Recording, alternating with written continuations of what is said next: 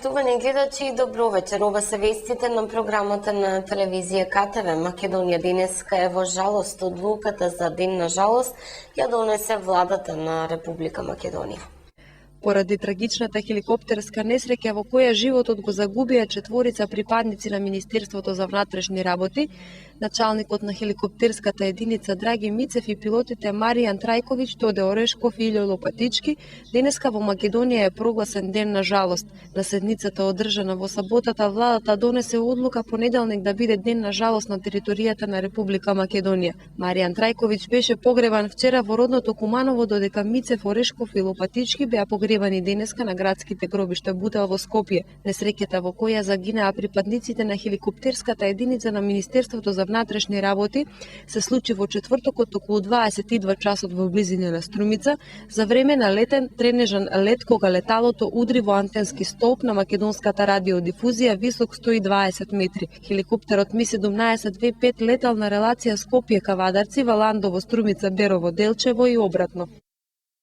213 мртви и 17 повредени лица во две патнички авиона, еден службен на владата и два хеликоптера на армијата на Република Македонија е црниот биланс на сите македонски воздухопловни несреќи од осамостојувањето на Македонија.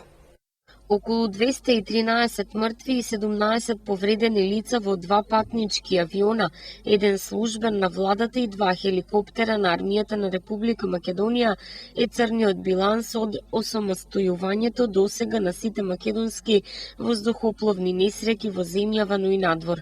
Првата се случи на 5 март 1993 година кај Скопје. При полетување од аеродромот Александар Велики се урна сосема нов патнички авион Фокер 100 со 97 патници во него, од кои 86 загинаа. Во аналите за првата воздухопловна несреќа во самостојна Македонија, официјално беше запишано дека веројатна причина за падот на Фокерот е тоа што крилата на воздухопловот не биле одмрзнати, што довело до негов дефект и паѓање. 8 месеци подоцна, на 22 ноември истата година, кај Охридскиот аеродром Свети Павле се случи и втората воздухопловна несреќа. Руски модел на патнички авион Як-42Д на компанијата Авиоимпекс се урна поради грешка на пилотот и однесе во смрт 115 луѓе. Авионот леташе на релација од Женева до Скопје, каде што и требаше да слета. Меѓутоа, поради лошите временски услови по полетувањето, цивилното летало беше пренасочено кон Охридскиот аеродром на принудно слетување, каде што се урна во блиската планина.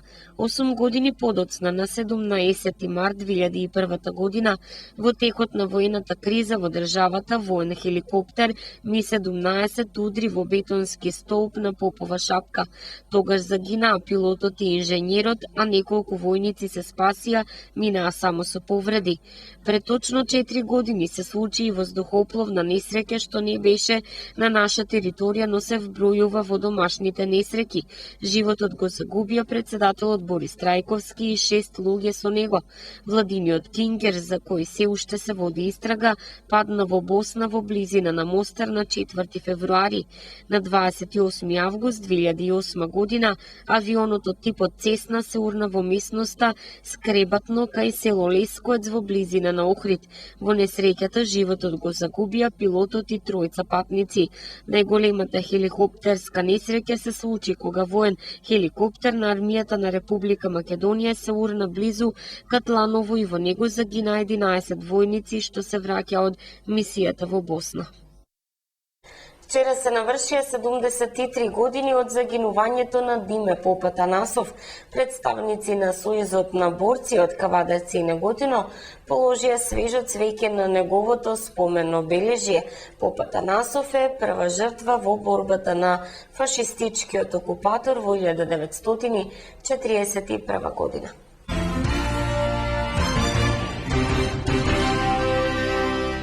Утре Кавадарци со свечена академија одбележува 120 години од формирањето на првиот општински комитет на тајната македонско-одринско револуционерна организација, веднаш по Солунскиот, кога се удрени темелите на македонската револуционерна борба. Пред 120 години, на 15 јули 1894 година, Даме Груев во Кавадарци се среќава со своите школски другари од Солунската машка гимназија, Иванче Минчев, Јанеке Илиев, Пане Иванов и Јованче Велков. Одржуваа состанок и го формираат првиот општински комитет на тајната македонско-одринска револуционерна организација, веднаш по Солунскиот, со што Кавадарци се здобива со приматот, бидејќи сите останати општински комитети се формираат подоцна. Ова го потврдува и доктор Душан Христов Константинов, кој во својата докторска дисертација за животот и делото на Даме Груев под наслов Груев, кој истакнува приматот што го има Кавадарци во споредба со другите градови, вели Петре Камчевски, директор на музеј галеријата. Во чест на овој голем јубилеј, утре во 11 часот ќе биде положено цвеќе на спомен плочата која сведочи за овој настан во центарот на градот, веднаш проти ресторанот Стар Балкан. Во 12 часот е предвидено да се одржи свечена академија, на која за историските факти од овој настан ќе говори и Петре Камчевски. Пред 120 години, кога Даме се уверил дека има работа со одани и поверени луѓе, отворено им се обраќа на своите соговорници.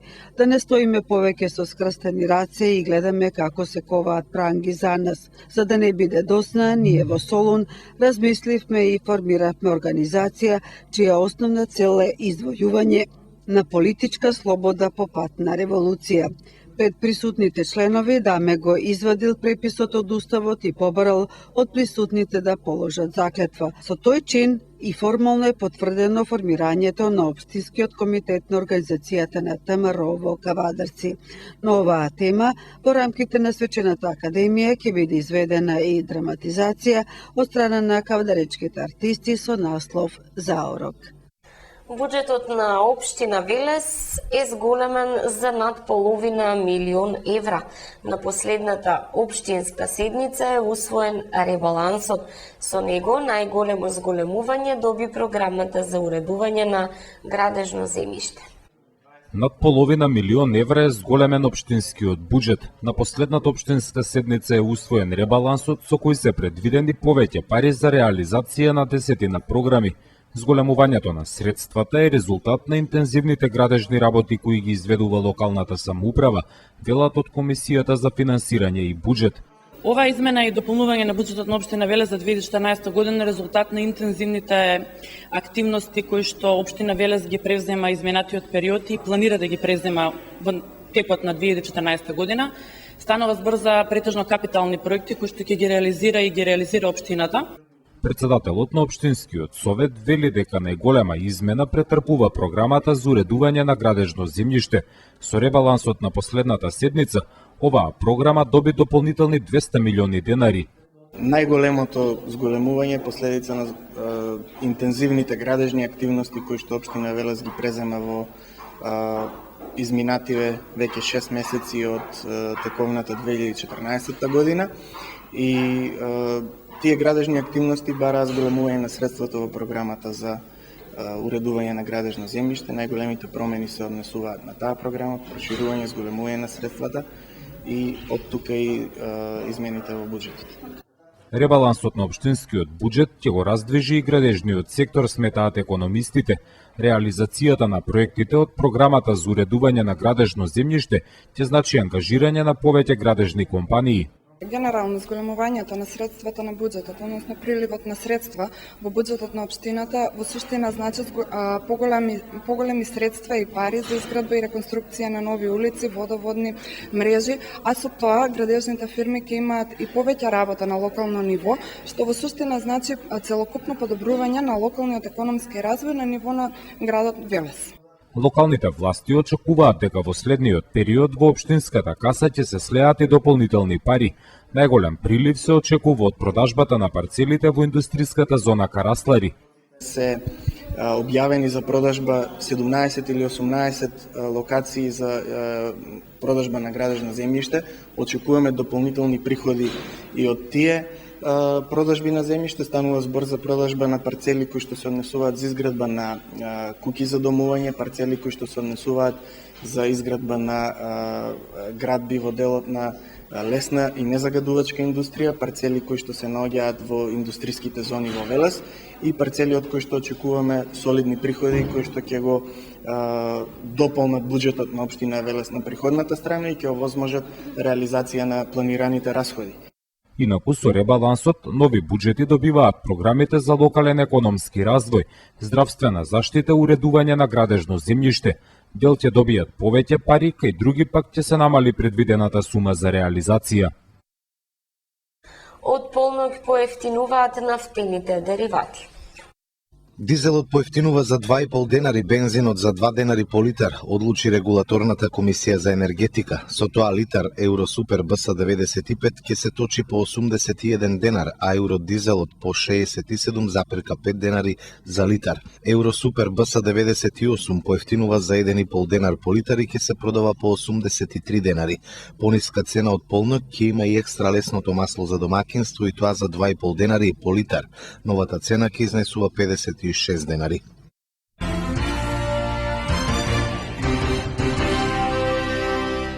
Премиерно на сцената при Домот на културата во четврток Кавадаречкиот театар ќе ја игра Последниот балкански вампир. Во четврток на 17 јули театарот при Домот на културата Иван Мазов Климе од Кавадарци ќе ја одигра представата на која неуморно работеше изминатиот период. Кавадаречката публика ќе има чест и задоволство премиерно на сцената при Домот на културата да ја гледа представата Последниот балкански вампир по текст на Дејан Дуковски, а во адаптација и режија на Александар Малинков. Во представата играат Диме Коцевски, Виден Становев, Милица Гочевска, Александар Малинков, Коле Колев, Валентина Ѓорѓиева и Костадин Прокопов. Изборот на музиката е на Маријан Тодоровски. Премиерата ќе се случи во 20 часот, првата реприза за љубителите на театарот во Кавадарци е веќе во петок на 18 јули, исто со почеток од 20 часот.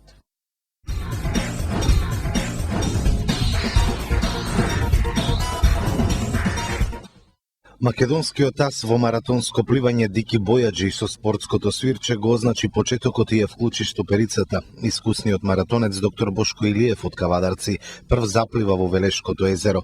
Тој ја предводеше групата пливачи составена од претежно млади луѓе кои пробно ја пливаа патеката на езеро Младост. На Велешкото езеро во август ќе се одржи првиот пливачки маратон. Она што се зацрта и се оствари, како е обично, она што го планирам, го остварувам или со мало закаснување, до сега се што сум испланирал и зацртал во пливањето сум остварил. Ова беше, кажав уште претходно, една минатогодишна идеја на едно од нашите прекрасни езера, Велешкото езеро, со добри ресторани, добра инфраструктура, посетено. И со ентузијасти од Велес го замисливме и го остваривме. Значи, на 12.7. на Петровден, точно во 11 часот, тргнав со пливањето. После мене се вклучија и уште неколку ентузијасти, претежно од Велес. И мислам дека имаше една жена од странство, мислам дека беше од Данска. Госпожа, што по некоја случајно се нашла таму, Ивана беше пријавена и мислам дека Ивана исплива. Останатите плива еден круг, значи околу 3 километра. Мислам дека патеката беше поставена на 2.850, 3 километра, значи, а јас пливав 2 круга, значи приближно 6 километра. Времето беше идеално за пливање, езерото мирно, немаше многу јако сонце, што е добро, нели заради инсолацијата и температурата на водата вообичаено за овој период негде на околу 23-24 степени, значи многу погодни услови за пливање.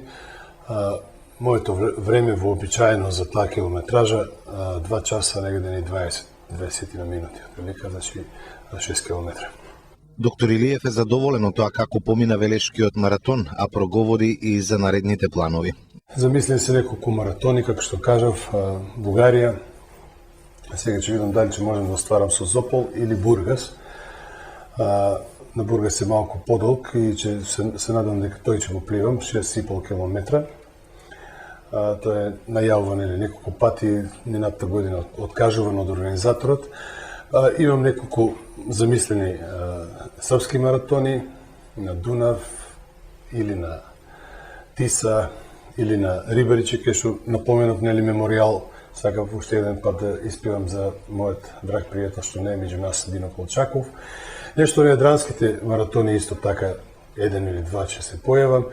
И она значено остварување што го планирав, се надевам се уште дека можам да го остварам, ми треба голема поддршка, не толку материјална, колку логистичка поддршка, која што беше поддржана идејата и од Сител телевизија, спортската редакција, тоа е пливање на Егејското море, лептокаријат Платемон или нешто слично, со цел нели да се промовира, таму нема многу пливање, да се промовира пливањето, да се промовира еден маратон и зошто да не, да биде нагласено како мир и пријателство за нашите два соседни народа. Знаеме, нели, немаме баш некои идеални односи, но зошто да не спортот да не поврзи. Доктор Илиев се надева дека многу наскоро пливачки маратон ќе се одржи на Тиквешко езеро, бидејќи ги исполнува сите услови. Тоа е нели идејата.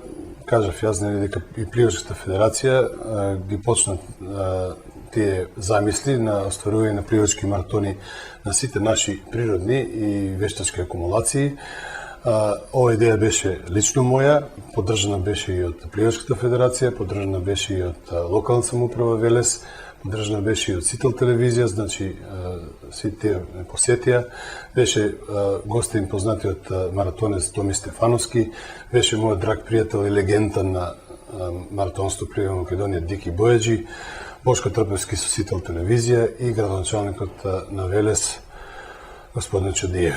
Значи, посетеността не беше баш на завидно ниво, морам да бидам искрен и да кажам, значи очекував многу повеќе, поготово од моите драги сограѓани, затоа што доста луѓе поканив, мои пријатели, роднини, познати, имав и ставено огласни паноа за да се види тоа, бидејќи со едноставна причина затоа што Велес е блиско, може да се дојде, да се види, да се помине едноставно еден убав, прекрасен саботен ден на тоа езеро со со еден убав ресторан, романтик, со базенчи и така натаму, а зошто да не и да се види едно нешто убаво, едно спортско остварување. За жал, може би ради летниот период, може би ради разни причини, може би јас малку досадив со овие мои остварувања, како да кажам, тоа е тоа.